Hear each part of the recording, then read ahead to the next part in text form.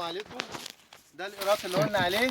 الإيراد ده اتزرع في آخر 8/2014، يا دوبك عمل متر. جينا السنة دي في 2015 قطعناه ادى 5 متر. 5 متر ونص. هنا متر في مترين. متر في مترين. أنا قلت متر في متر ومرة قلت متر ونص، لكن لما قستها النهارده متر في مترين. بالظبط. متر في مترين معمولة. بص بقى هنا صور كده، بص لي، صور لي القمم.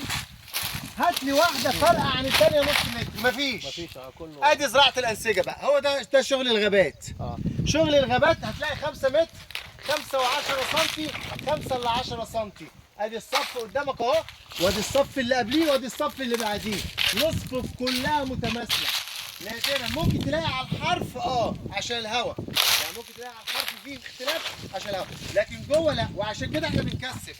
مصر فيها حرارة عالية، ولكن ما فيهاش رطوبة، فلازم نكثف. احنا بنقول 2 في 2. اهو قدامكم ساق عدلة تماما، مظبوطة، اسطوانية، الورقة 50 سم.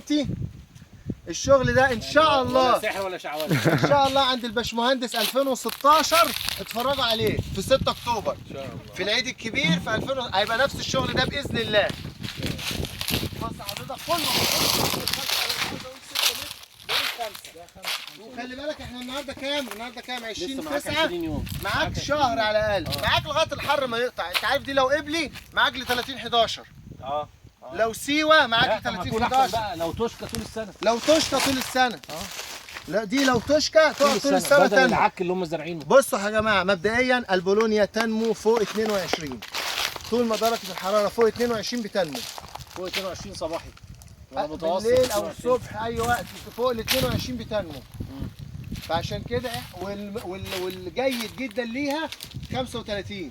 المتوسط المحترم اللاعب بتاعها 35 اللي هو مصر.